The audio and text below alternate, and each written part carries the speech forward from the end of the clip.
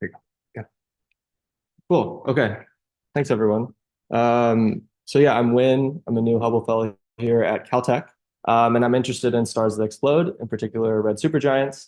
And so I kind of want to touch on two main things. One being pre-supernova emission. I know the title's a little long, but we're going to talk about pre-supernova emission and also this technique called flash spectroscopy to kind of probe the final moments of a red supergiant's evolution, or just stars in general. It's an applicable topic to just understanding stellar evolution in any form. So to motivate this a little bit, if we remember our stellar evolutionary classes, massive stars fuse elements exponentially faster as they grow closer to death. And so the cores of stars, especially massive stars, go through burning stages very, very fast prior to collapse. And now we're getting very good at identifying stars that have exploded, going back, seeing the timescales over which they might have been burning. And so because we look out at the universe and we see red supergiants that are healthy and alive, these burning stages are inaccessible to us. But we need to find ways to bridge that gap. And we can do that by waiting for stars to explode in extragalactic galaxies. And so, maybe stellar theorists or stellar evolutionary people in the audience or in general might think that they actually have stellar models that go all the way up until collapse. But it's plots like this that get me observing time. So I'm going to keep doing these things because I think that actually we don't know very much at all. And there's a few main techniques that I'm interested in where you basically wind back the cosmic clock by using supernovae, and especially early time supernova observations, to probe both the very, very late stages of a massive star's evolution. So I'll be talking about flash spectroscopy and pre-supernova imaging. So to motivate this a little bit more, like I said, red supergiants are pretty quiet usually in the universe, especially those that are in the Milky Way or in local galaxies. And if anything, the mass loss rates and the activity, the turbulent activity amongst red supergiants is even quieter than we might expect. So there's really amazing work that keeps coming out where the mass loss rates that we've thought of in red supergiants over the decades and a long time are actually quite higher than we are actually finding now. So there really is no reason to believe that red supergiants are very dramatic before they explode, especially when we actually identify the progenitor stars of type 2 supernovae that come from red supergiants and also are quite quiet. So that's really a general picture. It's kind of being upended a little bit now as we both observe new objects before explosion and really, really close post-explosion. So talking about pre-supernova emission as this first probe, we not only have evidence now that at least one, n equals 1 red supergiant was very dramatic and violently erupting material right before explosion. I mean right before, like within the last 100 days. So this is not something that we could even probe with Betelgeuse or something that has a long time to explode. But as we look for this precursor emission in transient surveys, we now know that this is a viable option for some fraction of red supergiants. But it's not visible in some red supergiants that are studied very, very well in very, very nearby galaxies. So in the last 2 years, maybe you've heard a lot of supernova people get really excited and not be very sane. It's because we've had 2 decadal supernovae in the last, I don't know, 1-2 years, both at 7 megaparsecs. That's something that doesn't happen besides every once in a decade. So we've been very excited, and we've been able to place very, very deep limits on this activity of eruptions, mergers, anything like that. So it's unlike the single event, 22F, that actually has a precursor event, but red supergiants obviously have come in many flavors in terms of precursor emission. And we also know that we don't need to look at precursor activity to understand that red supergiants have a lot of very interesting properties right before they explode. You can also use this property called flash spectroscopy. So getting on target in a flash and observing the earliest moments of that shock breakout signal as it samples the environment of the red supergiant right before it explodes. So you're really having a look back time if you observe something so early spectroscopically of within the year, if not even months, right before the star exploded. And so a normal core collapse supernovae or red supergiant should just look like a hot blue continuum with no features. We're finding objects that now look like this, where instead of a hot blue continuum, you have that plus superimpose these very high ionization lines of hydrogen, carbon, helium, nitrogen, et cetera. And those are actually direct evidence of the circumstellar environment that is high enough density that we're actually photoionizing it with the shock breakout pulse and the resulting shock interaction of the supernova ejecta propagating through denser stuff than we would assume for a red supergiant in quiescent. So if we just take massless rate, I mean, massless rate's a little like kind of a charged term because we don't actually know how these stars are losing mass, but let's just say higher densities than we would infer from a red supergiant in quiescence, very much so, at least orders of magnitude higher. And these features last for of order, a few days. So the infant supernova projects are really key here. So we really want to get on target within a day of explosion, and then watch these high ionization features fade away as the shock samples and overtakes dense stuff that was formed from the red supergiant right before collapse. And so then we evolve into, say, if I had taken the spectrum only at a week, I would say, oh, that was a pretty normal red supergiant explosion. But I have all this information that, no, it's actually very different. This red supergiant was very much not quiet before it died, and yet it looks very normal post-explosion. And so even as an observer, I can kind of understand the phenomenology of this through some little toy models and pictures and make some really nice constraints without the use of radiative transfer models, even though I will get into the application of those in a second. So if I make my little toy diagram of a red supergiant blowing up into dense circumstellar environment, and I stitch, say, like a pretty high density wind that extends, 10 to the 15 centimeters or so. So what actually does that look like and why? So as the shock breakout pulse finally breaks out of the stellar surface and breaks out of the high density CSM at this optical depth that's characteristic, I'm going to see this early time hot continuum with these high ionization features that I just showed. And this is a radiative transfer model just to show you what it looks like idealistically. So that actually looks quite similar to what we see observationally. But you'll notice that the phase here is only 0.3 days after shock breakout. Observers are good. We're not that good. It's pretty hard to get on target this early. We've almost maybe n equals 1 example in the history of supernova science, besides maybe 87A, have we gotten on target this early. So we really want to continue to sample within a day, but realistically, we want to see what's happening as the shock continues to advance, and that's fine. We actually can get valuable information even at a day. So as the shock propagates forward into my toy CSM here, these lines actually can persist because we go from a shock breakout flash of ionization, like this radiation field that flash ionizes all the stuff. But because the density is high enough, I can keep these lines illuminated and keep photoionizing my material because the shock actually has a luminosity that's quite large if the density is high enough.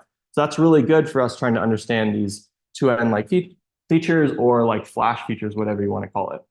And not only do these features trace abundance, but they also help us tell density. So a little toy picture of what these features actually look like, what these spectral features form from. So if I let an X-ray photon come out of my shock front, it ionizes some hydrogen atom. That hydrogen atom will recombine. But the photon, the recombination photon on its way out actually doesn't have a free streaming path. It actually is bombarded and hit by this large population of free electrons because this gas is ionized and continues to be photoionized.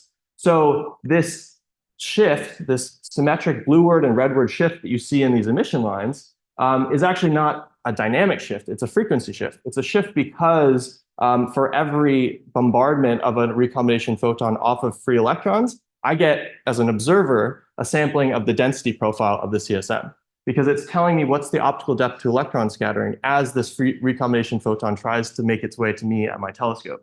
So even without being a theorist or having access to my own simulations, I can already understand the density profile of a red supergiant environment just by seeing how broadened these features are from this electron scattering effect. And so over time, what's cool is that these lines fade away, and that tells me the transition point, which is a universal metric for when do the optical depth to electron scattering drop off. And so that tells me the history of the creation of dense circumstellar material around certain red supergiants. So the lines fade away, that tells me something really important. And so we can observe this in the time series of well-known type 2 supernovae before they start to look like normal type 2s with their broadened, Doppler broadened profiles. And if I zoom in here a little bit, you can see that this transition point is actually starting to get observed very cleanly.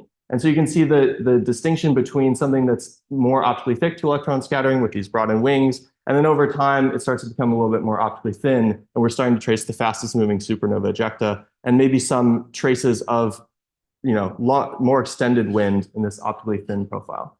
So this is the time scale that we really care about, and it's actually a super powerful metric in terms of understanding and differentiating red supergiant explosions at very early times. And we can then go a little further and apply fancy grids where we actually do NLT radiative transfer simulations and hydro and stuff. But overall, I think what we're seeing and what's really cool is that there appears to be some sort of continuum of red supergiant mass loss, or at least CSM, prior to explosion. So, the radiative transfer models are in black. These are just various type 2 supernovae that are all observed within like the first week of explosion. And you can see that they look very different, but they also match a continuum of mass loss rate and CSM density. So these are all red supergiants apparently with very different pre-explosion CSM structure. That's really powerful and something that stellar evolution would not have told us if not for supernova science observing supernovae really, really early. And so overall, we have tried to create these big sample grids to understand this continuum of mass loss rate or CSM density as a function of, say, like how long these narrow features last. And we see this continuum as well. And we fit actually, radiative transfer models quite well to early time spectra, but we want to improve this. We want to build finer sampled grids. So that's really work that I want to continue to do over the next couple of years and apply it to samples that are not just like ad hoc stitched together. We need like a volumetric census of early time type 2 supernovae and supernovae in general, so that we can then say, okay, well, these are my bins of mass loss rate, and they actually correspond to a volumetric rate of mass loss rate, like volumetric rate of mass loss or CSM density in red supergiants. And then I can bring it to the stellar evolutionary people and say, look, this is how much material you need to form around red supergiants before they explode for some, initial mass function. That's pretty powerful, I think, going forward. And so I think we've gotten to a point in supernova science where by observing these things so young, we've kind of stitched together what I think is like sort of a physical picture of what red supergiants look like before they explode. And it's kind of a mess. I mean, like CSM density is just radius versus density. There's stellar surface. There's clearly a lot of weird fluff that's just unknown. Whether that's actually just extended surface or 3D shock breakout, we're not sure. There's still longer, like higher density stuff around some fraction of red supergiants that leads to these narrow, flash features. And then there's a transition away from that shell of material into something more extended that is probably the red supergiant wind that was existing millennia before explosion. And that is also unknown because, as we know, red supergiants in the field that are actually close to that phase actually have very different mass loss rates themselves.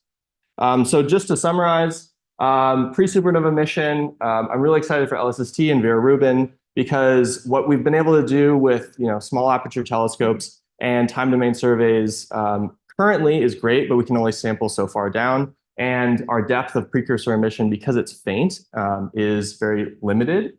LSST will do great out to large distances, so we'll have full grids, we'll have full, volumetric samples of precursor activity before supernovae. And we'll really need to push the theorists to try to make more physically motivated reasons why certain stars erupt or don't erupt or have binary interaction before explosion to explain what we find. And flash spectroscopy, I think, is only growing. We're making better and better grids. We have the possibility to move into the UV now. We're using HST with rapid TO, opportunities to try to observe early time type 2 supernovae in the UV. And then UVEX will really change the game for that. So we'll really understand the abundances of red supergiant environments in unprecedented detail. So with that, I will take any questions. Thank you.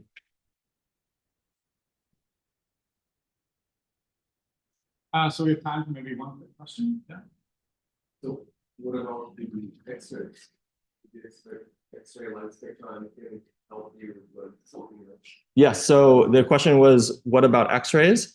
And X-rays are really powerful for the understanding the CSM density, like pretty much without fault. And so X-rays for the densest CSM is a problem. It's killed almost immediately by the absorption. So for more distant objects, it's just not possible. But for the most nearby type 2 supernovae, we actually are detecting X-ray emission at early times, even though they're interacting with very strong material that would absorb them. And so, yes, it should be combined. And now we're using multi-wavelength at longer time scales, years, if not decades after explosion, because then they pretty much are only powered by the CSM interaction, and X-rays, radio, UV, IR, it's all combined for the same picture to understand the CSM interaction engine. So yes, absolutely. Okay, great. Then thank you, speaker, again.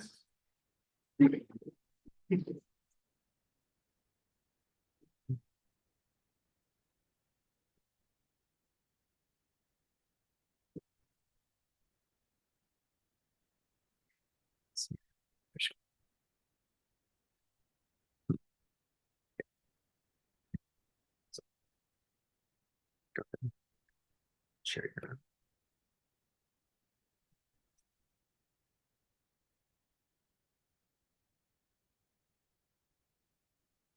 Okay, and next we'll have David telling us about supernova emission. Thank you, Keith. Thank you, everyone here, for gracing me with your attention. It's good to see familiar faces and new faces too. I'm David Vartanian. Core collapse supernovae are the explosive deaths of massive stars. For the last half a century, theory has struggled around the world collectively to produce these explosions, which we very much observe. This has changed in the last decade. We can now, across multiple collaborations, produce successful three-dimensional radiation hydro explosions of core collapse supernovae, like the one shown here, which we simulated of a 25 solar mass progenitor that explodes. It explodes energetically and it explodes very asymmetrically. So in the next minute, I'll give you a quick Reader's Digest of the advance in the last few years by our group. Using and invoking only now the well-understood neutrino heating mechanisms. That means no magnetic fields, no jets, no rotation, though these can arise consistently within our neutrino-driven simulations, we can produce, and we have produced, over 24 3D simulations, more than all other efforts combined, that go out to the latest times with the highest explosion energies, reaching around a beta and up to several beta. A beta, or a faux 51 ergs, is the typical energy we observe, we estimate, we expect for a supernova. And then an erg for the uninitiated is the amount of energy it takes for an ant to do a push-up. And these simulations yield diverse remnants from neutron stars to black holes across a slew of masses with a variety of spins and kicks and ejecta yields and compositions. And interestingly, we've found that we can form jointly robust explosions that then form black holes. Because of the nature of the asymmetries, you can explode along some direction, funnel in matter along other directions, and you can form 1, 2 beta explosions that then form a black hole within seconds or later. And the black holes can have kicks up to a few thousand kilometers per second, can have very high spins. And this completely transforms the paradigm that we're taught in textbooks that either a star explodes as a supernova and leaves behind a neutron star, or it fails and forms a black hole. Those two streams can cross. That's essentially, well, now I will say a bit more. So quickly gloss over that we now have publicly available templates for the neutrino signatures that we observe out to many seconds. Supernova within the Milky Way will be detectable with next generation supernova detectors like Dune, like Super K. And these neutrino detections will inform us of the otherwise opaque physics of the compact core and the nuclear physics that governs its evolution in the interior. And when studied jointly with gravitational waves, in work that's been in the last few years, including work by an undergraduate, Lila Choi, we show that we can see gravitational waves from core collapse supernovae, which are dominantly driven by accretion and have asymmetric terms in both matter and neutron emissions. We can see these from masses from 8 and above solar masses, not just within the Milky Way, but out beyond to several megaparsecs beyond Andromeda with a sufficiently high signal-to-noise ratio.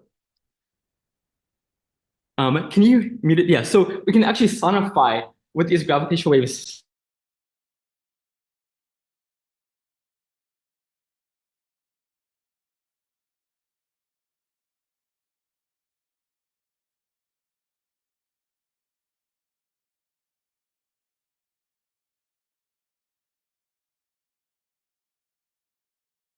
All I want to say about the early stages of supernova. It is in large part a solved problem, but there is still much work to be done.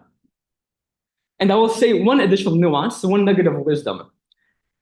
Supernova theory and advancement in supernova theory is not limited by the uncertainties, though they are abundant in neutrino physics, as much as they are held hostage to uncertainties in the solar evolution that we use as initial conditions, the models we take and we evolve and explode. And although the neutrino physics may subside, may abate within the first seconds, and energies may asymptote, the explosion does not end in seconds. And so if we hope to understand and couple what happens in the early physics of the core, what we observed in supernovae observations and remnant observations, this mandates devising a strategy that couples the early seconds of core collapse, of core bounce, through explosion out to shock breakout and beyond. And so I took this pipe dream and made it into a pipeline where you do exactly this. We stitch together in situ a multi-D neutrino-driven simulation that is then carried out to beyond shock breakout into a CSM environment and predict light curves and spectra, all done self-consistently for the first time ever. And I should now show you over the last year an opening salvo of what these simulations look like from seconds to hours to days. This is a 9 solar mass progenitor at hours, and then at days after shock breakout, when the reverse shock propagates interior to the hydrogen helium interface and disintegrates all the structure you have in the explosion timescales. Now we can compare this with recent observations, like this one shown here of JWST's high resolution Cas-A images in the infrared. Keep this in mind. Now in 11 solar mass, note how asymmetric breakout is. Now there's a reverse shock and it propagates inward. The reverse shock interacts with itself off center and sends out a secondary shock propagating outwards.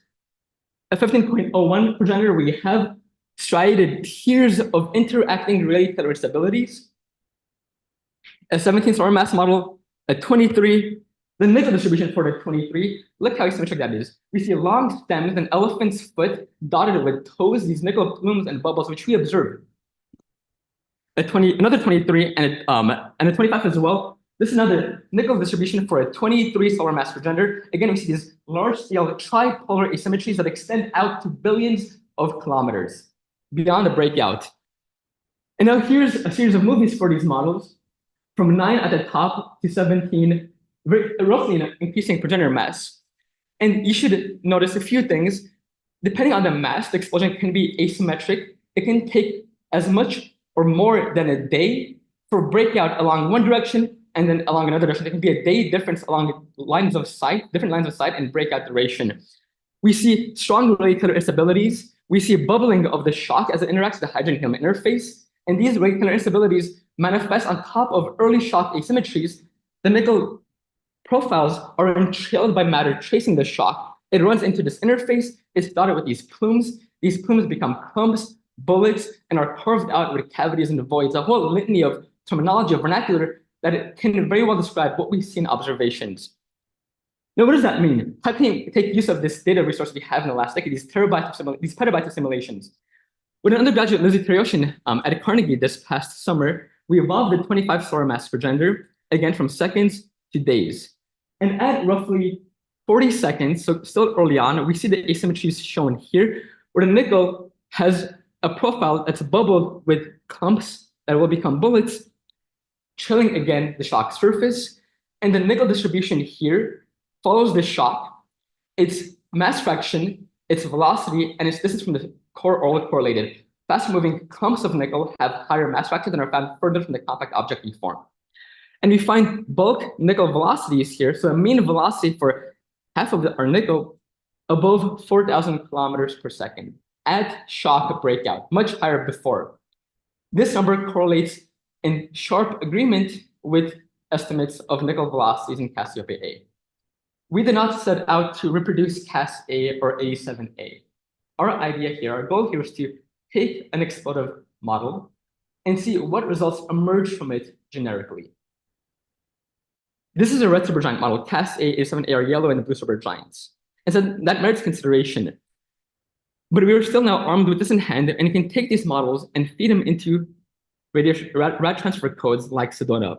And so Dan Kaysen led that, and I'll just go over this in quick succession because it's still very early work.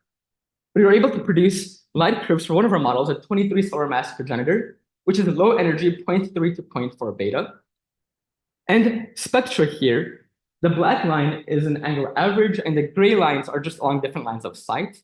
Again, note how much the spectra can differ along line of sight because of the inherent asymmetry in shock evolution out through shock breakout. And we can then play another exciting game. We take an observed spectra of a low energy supernova 2005 CS, shown here in red, and we're able again to reproduce in stark similarity its spectra with a low energy explosion carried out from seconds to days. We do not intend to mimic this, and it's not perfect because we're missing key lines like neon and nitrogen that are absent in the initial conditions we inherit. Again, we're held hostage to these television uncertainties, but that's easily amended. And so again, without intending to, we can reproduce these features naturally, organically. This is what emerges when you do a simulation in 3D with proper motivation. And now, one final word on observational features. This is the nickel 56 plumes, which are initially tripolar.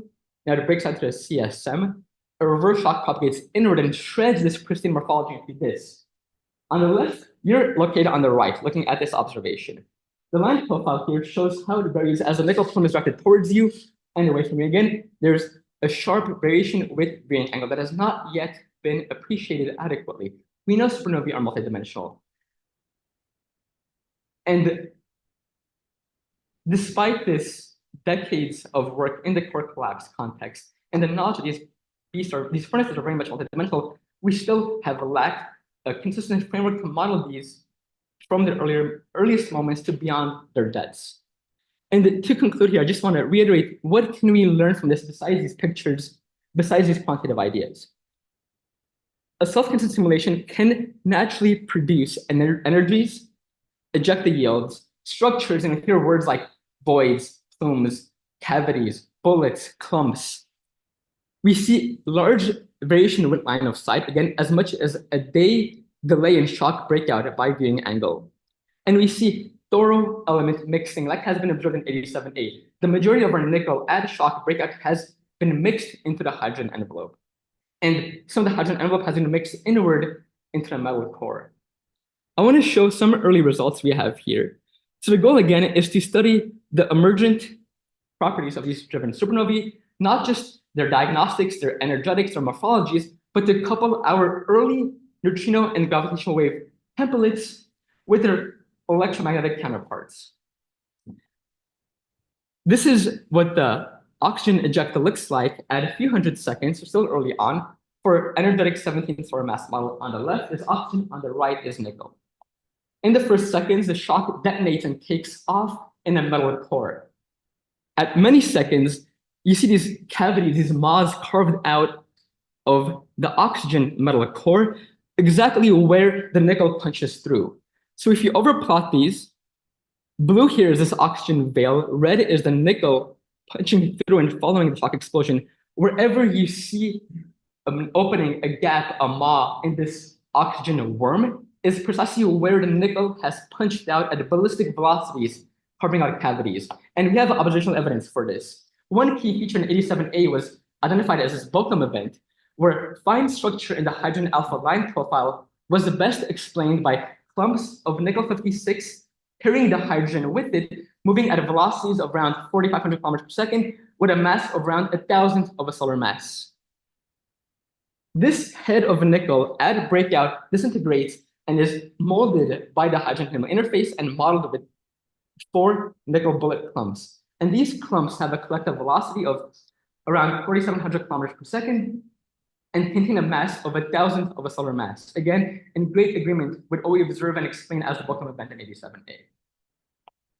All of this data, including our gravitational waves, our neutron templates, and our ANM data, interactive templates like the one you see available will be made public once our paper is published, and I intend for this to be out in September.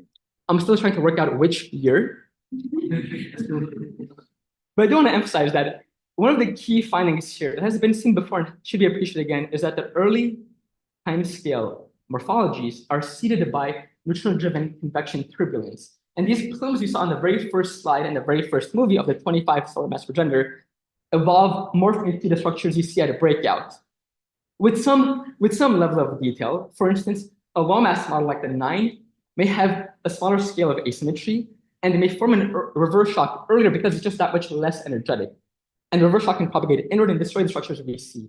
And so depending on the mass of the star and the profile of the envelope and later its environment, the CSM, all these factors can control and affect how much of your seed asymmetries survive out beyond the breakout and affect the observations we see. We see reverse shocks, clumps, cavities, bullets in 87A and in CAS-A.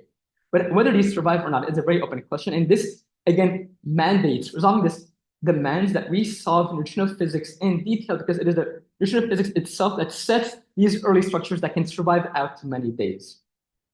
I do want to also add a pitch. If anyone here is interested, there is a lot of low-hanging fruit in the case of development. If you want to put in a couple of hours and ease my burden and develop some Fortran software, we'll be happy to have you as a collaborator.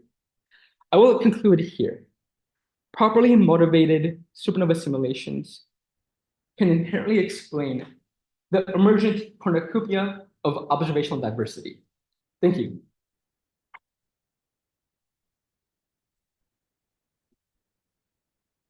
Great. Well, unfortunately, we don't have time for questions, but I encourage you to find David during lunch and ask things.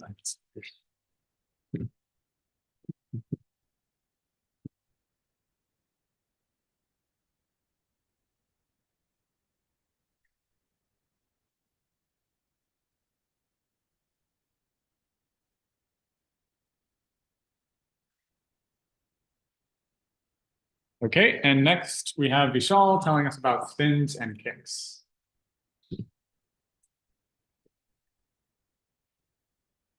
Is this working? So, give me a sec. I am really lousy when it comes to titles, so I just gave the conclusions. Spoiler alert. So, hi everyone, I'm Vishal. I am from the university and I study gravitational waves. So, like over the together, around 19 models that involve black holes and neutron stars. The fourth observatory is going on, and by the time it ends, we will have several hundred more detections. The dream that I share with you is to find out where these black holes and neutron stars are coming from. We have absolutely no clue. We have two guesses. So one possibility is that they come from binary stars.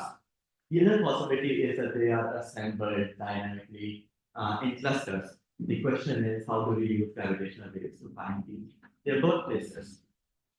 So the most straightforward idea is that we look at their spins. So if you have black holes that were assembled dynamically in clusters, they come from different regions. So you can expect that they should have like almost random spins, right? On the other hand, if you have black holes that come from binary stars, and if binary stars have aligned spins, you should expect that the when they become black holes, they also are going to have aligned spins as well. The question, so it's pretty straightforward. You look at these three directions, and you can find where these binary black holes where they're originating from.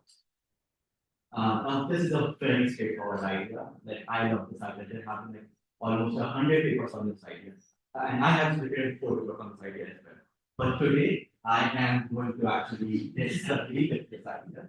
I'll try to show that this is not as open. And in particular, what I want to say is that the aligned that the finite binary stars will give you alliances, that might not necessarily be true. So if this idea is so popular, why do I do not like this idea? So I have actually 2 thoughts. So first, this completely disagrees with some of the EPM observations. So we have a few binary pulsars and LMXBs where we have different measurements. These are from isolated binary formations and they are not aligned. Look at the spin rates, like 130 degrees, 140 degrees. So something is weird. Weird is going on. The next thing is even gravitational wave observation. There are things that they disregard. So for example, if we look at this popular model, there are 2 components. So one is from isotropic that comes from the star clusters, and the other one is aligned that comes from binary stars. Now this predicts that this predicts a peak at 0 tilt. On the other hand, if we look at observations, there are things that there is a tilt at 60 degrees. Now, again, the current model, it cannot explain this, right?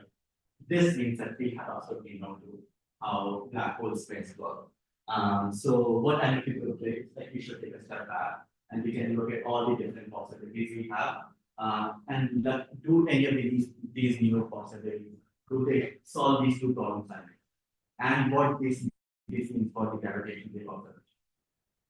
So the first possibility is the traditional, like you have two binary stars. When they have spins in the same direction, when they die, they inherit the same spin, and they should have spins in the same direction. Even the first assumption might not be true. So there are a series of papers. It's called a banana project, my favorite acronym. It stands for binaries are not always equally aligned, which shows that binaries are not. So even as we assume that the binaries in general are aligned, and when they become black holes, they're going to be there, not necessarily.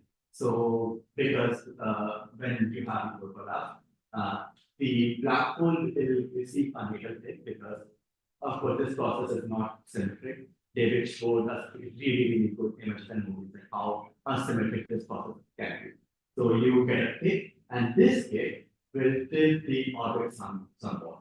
And you would expect that the larger the tick, you will have a larger tick. And in fact, like if you have a large enough tick, you can completely flip the binary to a retrograde. But the real thing is that like for these large tilts in the very large ticks, which can very likely disrupt the binary. So in general, for systems like this, we mostly have only slightly misaligned binaries. So the next possibility is we can have completely isotropic spins, even from isolated binary forms. And this can happen because of like many reasons. It can happen gravity waves, which can somehow spin up the core of the stars. You might end up updating some of the conductive layers, and there are many supernova simulations which start from a non-spinning star, but the black hole it ends up spinning. And in this case, you expect the spin to be completely isotropic. So the next possibility is you can have these spins and parallel to the negative spins. Now we don't know a lot about the black hole spins or the negative spins, but one thing we have known for a long time that if you look at young pulsars, they have kick and they spin in the same direction. And now we have some recent supernova simulations which can also like reproduce this as well. In this case, what you would expect is that you slightly disfavor in plane spins. And that is because in plane spins means kicks are also in plane. And if kicks happen to be in the same direction as the positive velocity, you disrupt this. So that's the reason you slightly disfavor in plane spins. If you increase the tick magnitude even more, you start tilting the binary orbit as well, which gives you like these very weird peaks. The next option is you can have spins and it's perpendicular to each other. And this can happen because of many reasons. You can have off-center explosion. You can have, if you create the formula like asymmetrically, again, you can this can lead to spins and kicks perpendicular to each other. In this case, we can expect the opposite. In this case, we slightly disfavor aligned and anti-aligned spin because this would mean that the kick is in orbital plane, which can disrupt the binary if it happens to be in the same direction from the velocity. And again, if you increase the magnitude further, you start seeing very weird peaks, and then you start getting the binary by block. So to recap, we do not know what spinning black holes are affected by light going and Parker. I laid out 4 plot categories, and all these 4 plot categories they have a unique benefit, and you can like use data to find out which particular process is contributing to this stress. Now the next question is, can any of these models solve the 2 problems I mentioned? So the first problem was they do not agree with the popular model does not agree with the some of the observations. So there are pulsars and some elements where they have like huge twists. So let me focus on one. So this was the first binary pulsar that we ever discovered. Let's look at the spin tilt of the older recycled pulsar. It has spin tilt less than 3, which means that you need very tiny bits to explain this. Like you definitely need like less than 0.5 times orbital velocity and 95% upper limit. Now things start getting weird if we look at the spin of the younger newer pulsar. This has a spin tilt of 130 degrees. Now, if we assume that this spin came from the parent star, you would need very large pixels. Now, this is weird for 2 reasons. This is problematic for 2 reasons. So first, this kick is inconsistent with the kick that is being inferred from the recycled pulsar. And the other problem we have is that to explain, to get kicks with this magnitude, you end up disrupting 70 to 90% of it. So this is supposed to be very clear. Now, this definitely means that this younger pulsar, it did not get its spin from its parent, but through a different process. Now, you can throw all this into summation machine, and what it will tell you is that the latest spin model is favored by a very large base factor. The next problem we had was like the observations do not support, are not supported by, sorry, the popular model is not supported by the gravitational wave observations. So, and that's because there's a weird peak in the observations which cannot be explained by the commonly used theory. On the other hand, if we look at our models, and if you have, let's say, spin parallel to peaks, because I told you there are peaks in the distribution I was showing earlier, they can easily explain the observations.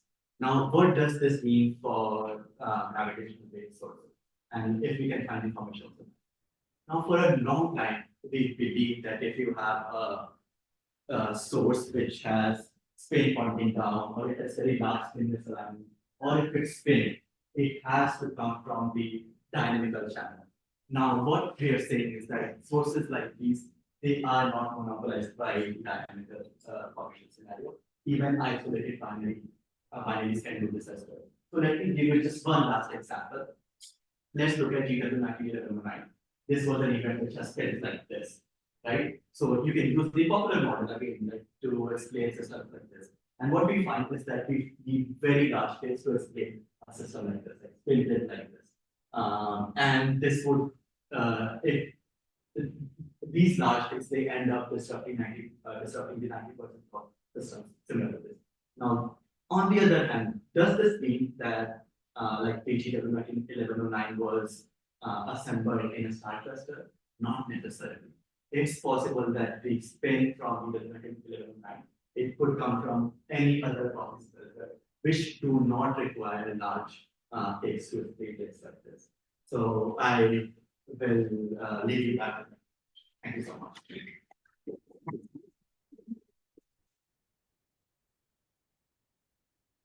Okay, we have time for questions.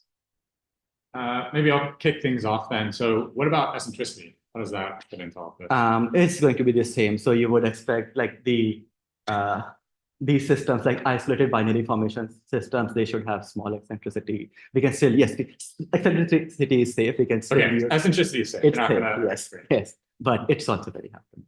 Okay. Any other questions? Yeah. I'm just curious if you have any comments on trends in crack and mass ratio. Can you repeat the question? So the question is like, can I comment on mass ratio chi-effective trends?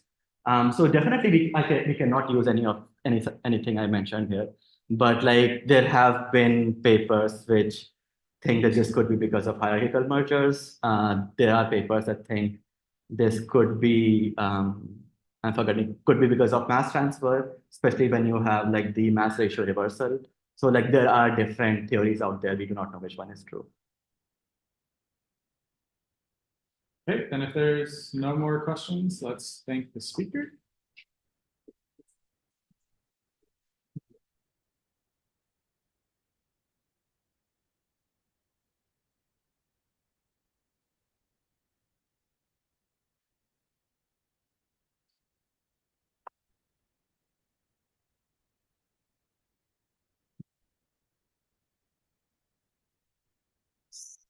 Okay, and next we'll have Sylvia telling us about mass distributions. All right. Hi, everyone. For those of you that I haven't met, I'm Sylvia Biscovenu. I'm currently a second-year Einstein Fellow at Northwestern. And last year at the symposium, I told you about the population of neutron star black hole mergers that we had detected in gravitational waves. So I thought this year it'd be fitting to give you an update on that in light of recent new results from the LIGO-Virgo-Kagra collaboration that I was not allowed to tell you about last year. But more generally, I'm going to tell you about the astrophysical insights that we can gain from the measurement of the compact object mass distribution that we've made with gravitational waves. So as Vishal already told us, at the end of the last LIGO-Virgo-Kagra observing run 03, there were 90 confidently identified gravitational wave events that we determined to come from compact object binaries merging that consist of some combination of black holes and neutron stars. We are currently in the middle of the fourth LVK observing run. So it started in May of last year and is planned to continue until June of next year. And there was a significant increase in the sensitivity of the detectors between the two observing runs. So already during 04, we have observed 133 candidate events. This slide is actually out of date from when I submitted it last night. And we hope to detect many more. So we can take a look at the masses of these events that were detected up to 03 and the very beginning of 04. So in blue are the black holes detected in gravitational waves, in orange are the neutron stars, and then for comparison, in pink and yellow are the electromagnetically detected black holes and neutron stars. And already looking at the events individually like this, we can begin to notice some interesting features.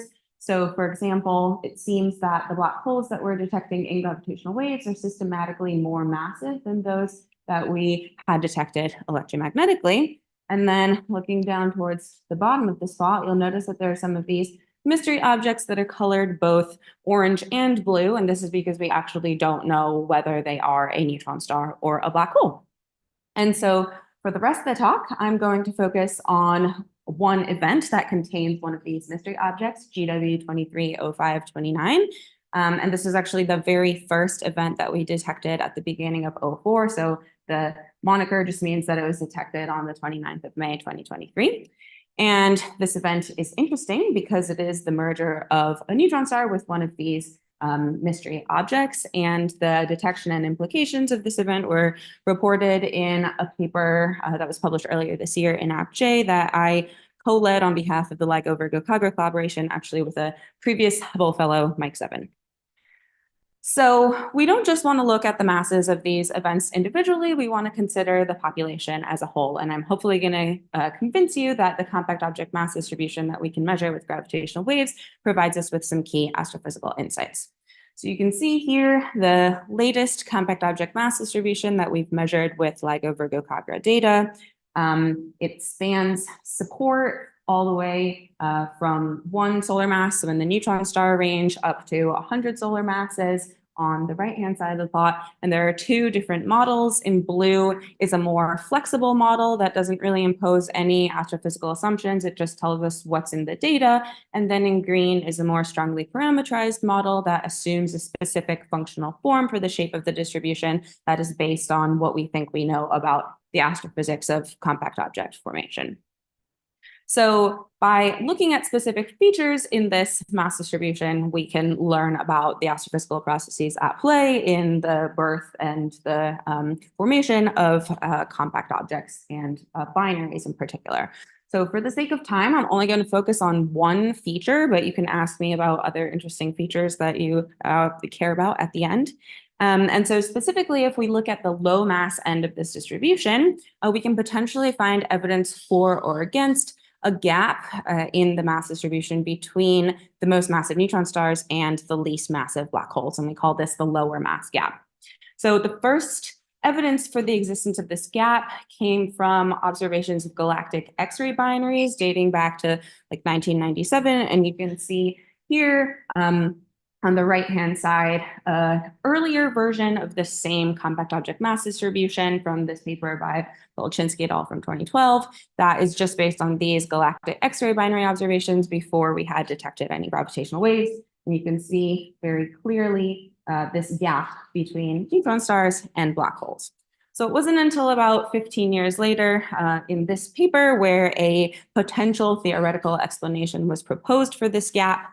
And in short, the explanation hinges on the delay timescale between the moment of core collapse at the end of the life of the massive star that's going to produce the compact object and the eventual supernova explosion. So depending on this delay timescale, you can end up with predictions for a compact object mass distribution that reproduces this gap, like you can see in this rapid blue model, or you can end up with predictions where the mass gap is filled. Now, one issue is that we don't actually know where the edges of the gap are because we don't know what the maximum neutron star mass is due to uncertainty in the nuclear physics that governs the interior structure of neutron stars, so the neutron star equation of state. But we think conservatively that the lower edge of the gap should be at least at 3 solar masses, and so we say that the gap is between 3 and 5 solar masses. And if we actually look at this range in our data, we can see that there might be a dearth of compact objects with masses in this range, or a dip, but it's definitely not completely empty. And so our understanding of the mass gap from gravitational waves changed dramatically at the very beginning of 2004 with the detection of this new event GW 230529. So based on the events that were observed in 2003, there were a handful of events that had support for masses at or near the edges of the gap, sometimes within quite large uncertainties, like you can see, for example, for the event on the right-hand side of this plot. But GW 230529 was actually the very first event that we detected in 2004. It was observed by only one of the interferometers, LIGO Livingston, so the other detectors were either offline or had insufficient sensitivity to observe this event, but we are still confident that it is of astrophysical origin because it was independently detected by 3 different search pipelines. And so the primary or the heavier object in this binary has a mass that is staunchly in this 3 to 5 solar mass range. So this means that this event is the merger of a neutron star with a lower mass gap object, which tells us that there are basically 2 possible interpretations for the source of this event. Either it was a very heavy binary neutron star merger where both of the neutron stars in the binary had to have masses between about 2.2 to 2.5 solar masses. So it would be the heaviest binary neutron star system ever observed, either in gravitational waves or including the galactic binary neutron star population. Or it is a merger between a neutron star and a low mass black hole with a mass in this gap, so around 4 solar masses. And in this case, this would actually be the lightest neutron star black hole merger that we have observed. So either way, this is a remarkable event. Based on what we think we know about the neutron star equation of state, we find that there's an at most 10% chance that this object was a binary neutron star merger. So we think that it's really much more likely that it was a neutron star merging with a low mass black hole. So the existence of neutron star black hole mergers like this one has a significant impact on our inferred mass distribution. So here you can see the mass distribution for black holes merging with neutron stars that we infer based on our gravitational wave data. In green is the distribution that I showed you last year, and blue is the updated distribution when we include this event. And you can see that the minimum black hole mass decreases from about 6 solar masses before this event down to about 3 solar masses. And so this also affects the probability of the existence of a mass gap, specifically in neutron star black hole mergers. So before GW 230529, there was a 98.6% probability that there was a gap in our gravitational wave observations, and that probability decreases down to 7.2%. So interestingly, this event also has significant implications for the multi-messenger prospects of neutron star black hole mergers. So for these kinds of mergers, there are 2 possible outcomes. Either the neutron star will be completely swallowed whole by the black hole, and this happens preferentially for more rigid neutron stars, for unequal mass ratios between the black hole and the neutron star, and for small black hole spins.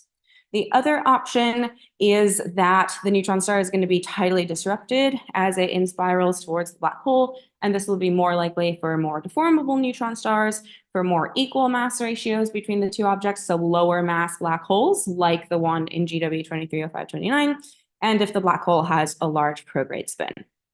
And so because we've found an object like this one where the black hole is very low mass, this actually means that NSBH mergers are more likely to be multi-messenger sources than we thought based on the previously observed population. So this is the posterior probability distribution on the fraction of neutron star black hole mergers that we detect in gravitational waves that may have an electromagnetic counterpart. So the exact number of sources that will be electromagnetically bright will depend on the details of your survey and also the details of this numerical relativity fitting formula that we used. But conservatively, before GW 230529, we found that at most 6% of NSBH mergers that we detect in gravitational waves could have a counterpart.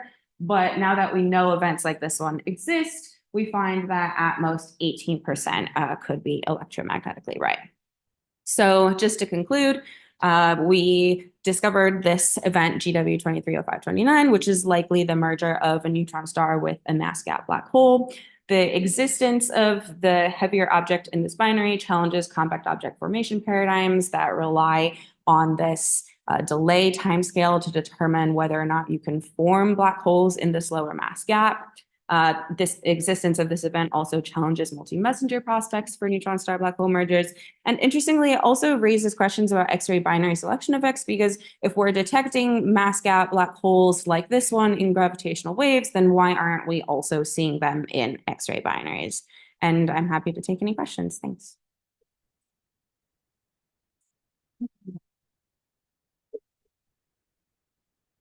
Okay, we have time for questions.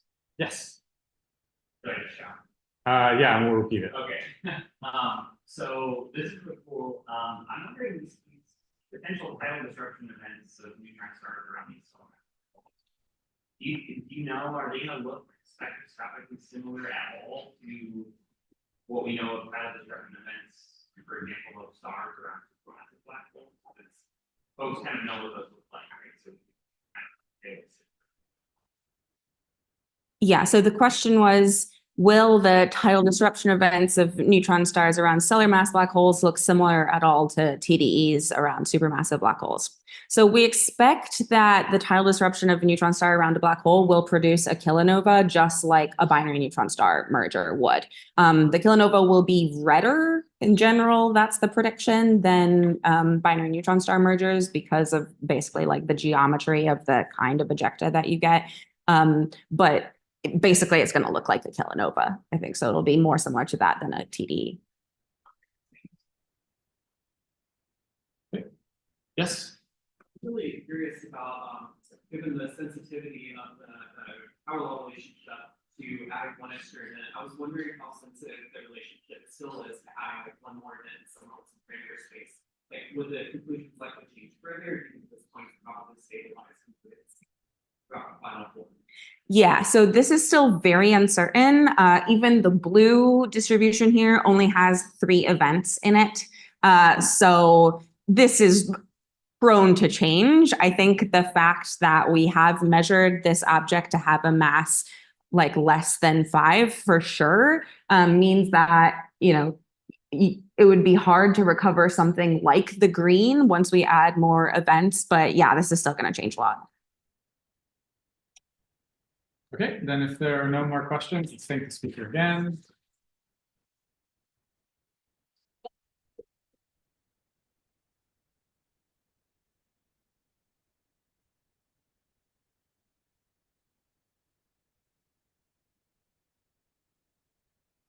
Okay, and our next speaker will be Tim telling us about white dwarfs.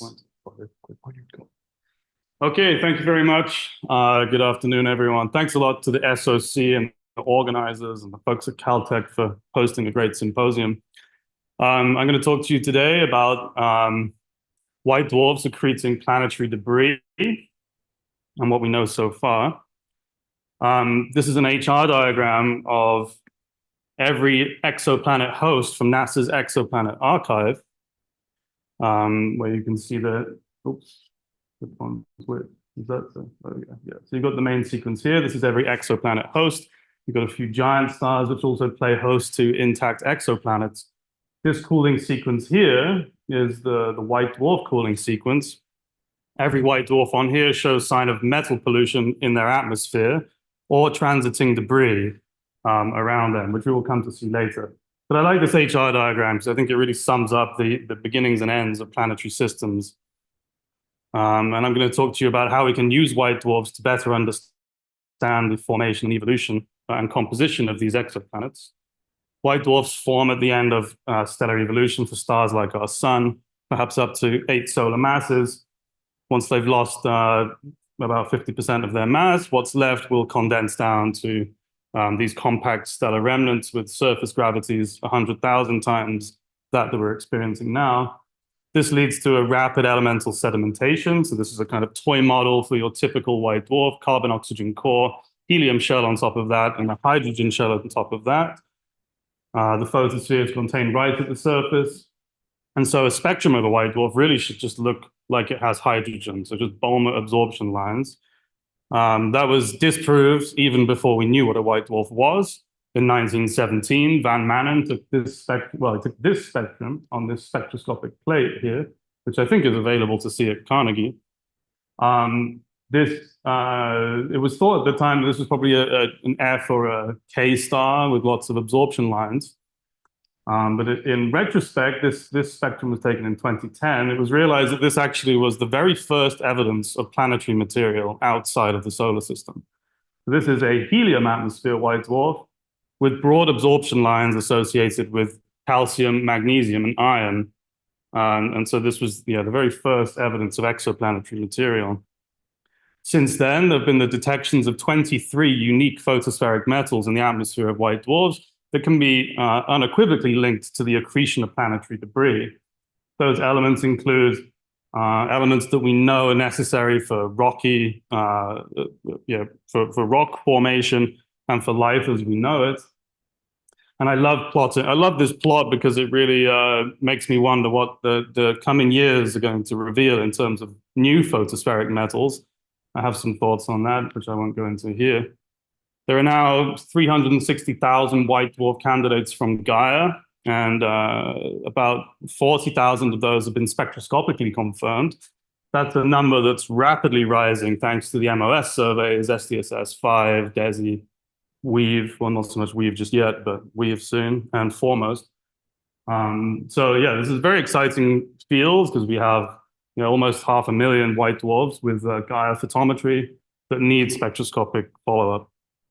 If you go to space, then we see that 25 to 50% of white dwarfs show metal pollution, which can be attributed to the accretion of planetary debris.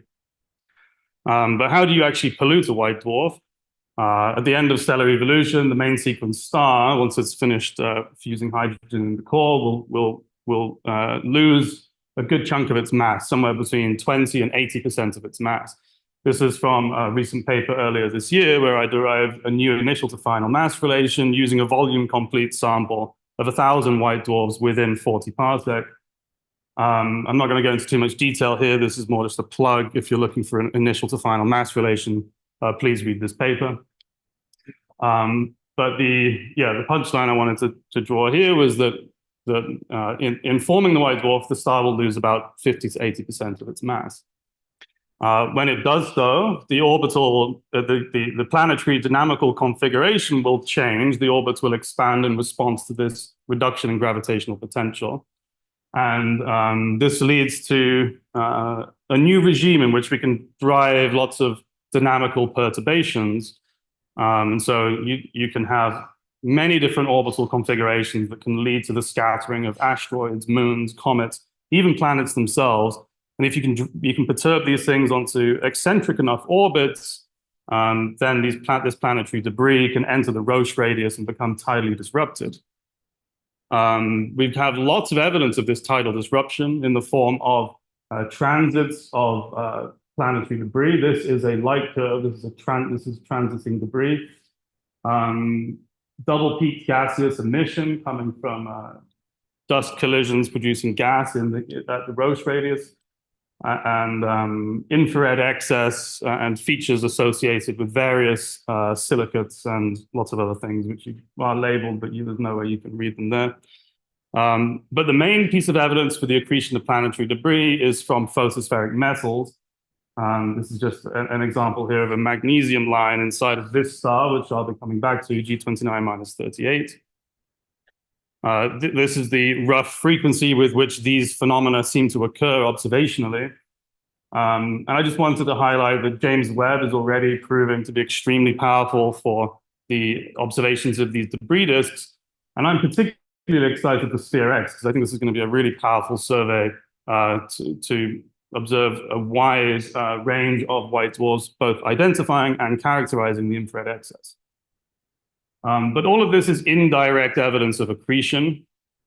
And 2 years ago, we made the first discovery of X-rays, which gives us the first smoking gun evidence of active accretion onto systems. But let me tell you why we need that. So if we want to, white dwarfs are a very powerful tool because it's very difficult, maybe impossible, to derive the bulk composition of an exoplanet. We can do transmission spectroscopy and figure out what's in the atmosphere. But if you want to know what's actually in the core or the bulk composition of a planet or asteroid or moon, white dwarfs are really the only way you can do it because they act as a mass spectrometer, because they should have this pristine hydrogen atmosphere. So if you can measure a elemental abundance and couple that with a rate with which it sinks through the atmosphere, then you can work back and derive a composition for the stuff that fell on. But that is completely dependent on physics that you're assuming in this gravitational sedimentation. The key uncertainty in how quickly each element will sink is convection. A convection zone without a convection zone, sorry, these metals will sink on the timescale of days. With a convection zone, they can be suspended at the surface for up to 1 million years. And that's entirely elemental dependent. So it's a very important bit of physics we have to get right. I spent a large chunk of my PhD studying convection in the atmospheres of white dwarfs using 3D radiation hydrodynamics, using this code COBOL, which is fully compressible and has an excellent treatment of radiative transfer, which is important for white dwarf surface convection zones. And the key piece of physics that's missing in your 1D models of convection is convective overshoot.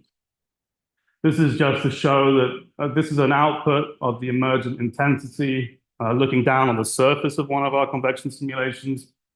And this is a solar observation. I'll just point out that the length scales here are very different, but qualitatively, white dwarfs still have this granular convection.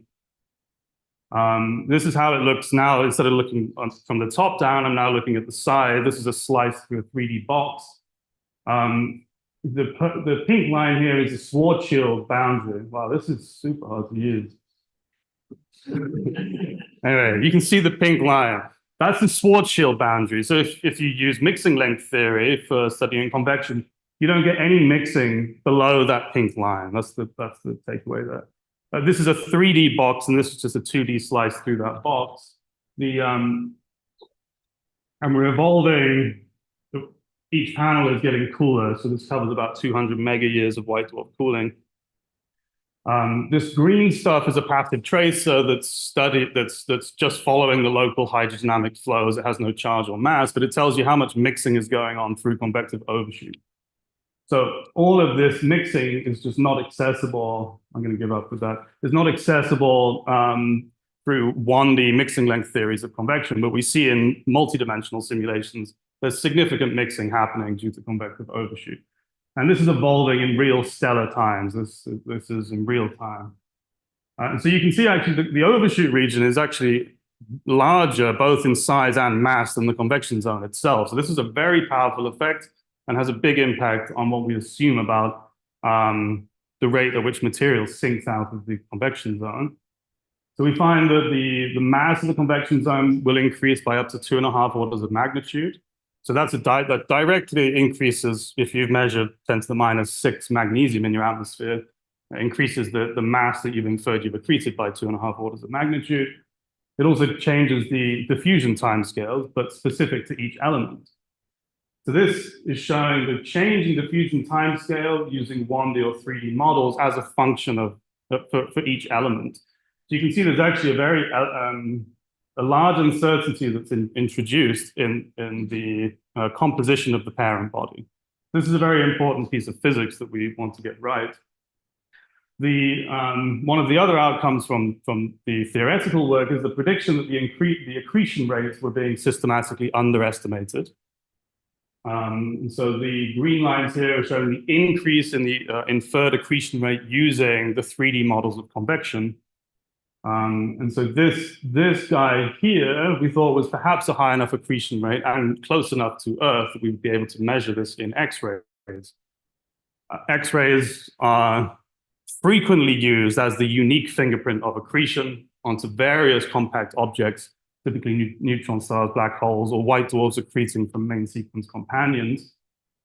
If we were able to make a detection in X-rays, this would be super nice because the X-ray accretion rate can be computed, perhaps estimated from the X-ray luminosity, if you can measure it, and then the white dwarf radius and mass. Those two quantities are much easier to get than the mass of the convection zone and the diffusion timescale. So this really gives us an independent test of the accretion rate at a different wavelength and using different measurable properties. In 2020, we had 115 kilosecond observation with Chandra to target G29-38. In that time, we received 5 photons. And that was enough to confirm at 5 sigma a super soft source of X-rays from G29-38. So if you want to discuss how we get more sigma than photons, I'm happy to go into that. But yeah, this in green is the expected source position. This is the count image from Chandra's ACES-S detector. This is convolved with the PSF, and this is the pan-stars image. You'll notice that the source has moved. It's relatively close to Earth. It's just 17 parsec, and it has relatively high proper motion. So that shows you the journey of our target across the sky from 2014 when that pan-stars image was taken. What can we do with these 5 little photons? Well, we know the energy of all these photons. And very interesting, these all came out to be very soft, so that we didn't receive any photons above 1.3 kiloelectron volts. We didn't really have any idea what the spectrum would look like, but Chandra's ACES detector has been diminishing in its soft sensitivity over the years. And so the fact that all the photons we detected are actually very soft shows that this really is a very soft source of X-rays. You can see here, this is the effective area of the ACES detector. And so, yeah, we know that we have a very soft source of X-rays. We were able to measure an X-ray flux of 10 to the minus 15. And from that, getting an accretion rate of 10 to the 9 grams per second, which appears to favor the enhanced mixing models of overshoots. I'm currently working on a project which combines 42 HST orbits, where we think we've detected a small silicon-4 emission feature to try and constrain the EUV flux using differential emission measure, which I won't go into here. And this was a retrospective detection in XMM of the same source, where previously, without the knowledge of how soft the source spectrum was, it wasn't possible to tease out detection. But if you didn't believe my 5 photons, then you have another 13 here from XMM. So yeah, we're extra good now. This is how things look, I think, currently and in the future. This is our guy up here. This is a heuristic detection threshold for accreting white dwarfs in XMM. I think there's a lot that we can do with XMM, which is very exciting. I'm particularly excited about the next generation X-ray missions, such as AXIS, which I think will really be amazing. I'm just going to rush through this. I think we found another one through a serendipitous survey of XMM and Gaia. We have, yeah, so this was a Gaia white dwarf that did not have a spectrum. You can see this looks quite reminiscent of Van Man 2 with heavy absorption. But I'm happy to go into more details in the questions. So yeah, I've been leading a survey of XMM Gaia white dwarfs. This thing seems to have variable absorption lines, which I think is very interesting. There's only one out of the 1,700 metal polluted white dwarfs known to have variable metal lines. So we're very excited about this. And yeah, here you can see these variable lines, which are all associated with iron. So I think I ran out of time. Yeah, this is cyclotron emission measured in the H band for some of the other things I found. Yeah, that's just a little advert. So with that, I will just leave it there. Thank you.